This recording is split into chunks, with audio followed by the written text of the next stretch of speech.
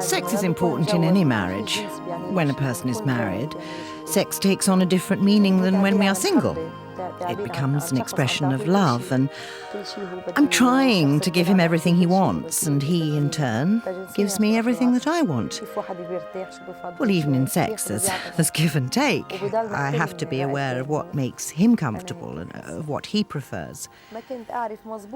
Before my marriage, I didn't know exactly how people made love. I learned about sex at a late stage.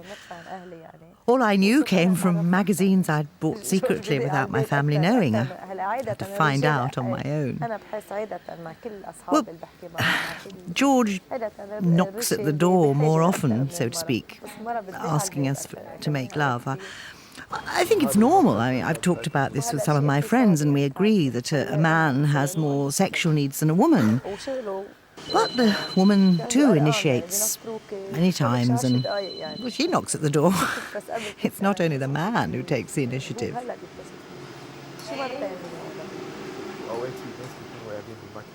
Jean blames me if I don't call her on the phone at least twice a day. Sometimes people in the office ask me if I'm talking with my girlfriend. I'll say yes. In the past, it was forbidden to mention sex, to talk about it, or even ask about it.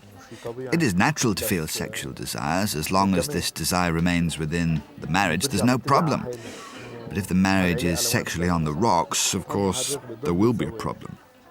It might lead to divorce, who knows? When there are children, it's better for the mother to spend time at home. We had both agreed on this even before we got married. We reflected on the implications and talked it through. We decided to sacrifice material things in order to give more time to our family and ensure its happiness.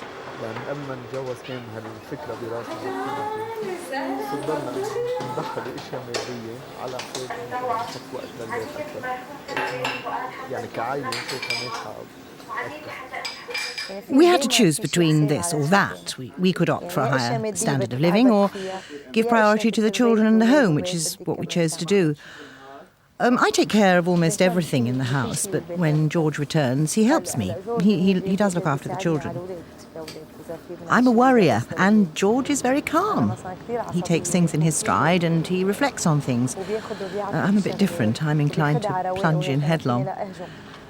I like George's character and his composure. He's ready to talk things over, and he's knowledgeable about many things. I always discover new gifts in him. I believe I know George, but when we talk, I often begin to see him in a new light. Usually, about once a year, we take one weekend off, George and me, without the children. Then we recall the events of the year and of the years that have gone. We ask ourselves, where do we stand now? We discuss what we like and what we don't like about things. We reset our agenda. It helped us when we faced a real crisis. When I was pregnant with our third child, John, we found out that he was going to be abnormal.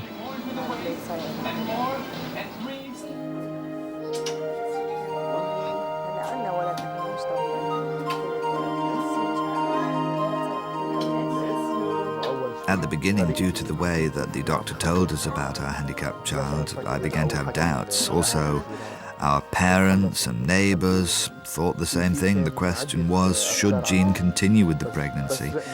But we calmed down. Jean and I talked together, and she told me very firmly that she wanted to take care of him. In response, I told her it was up to her, since the boy might be especially a burden to the mother.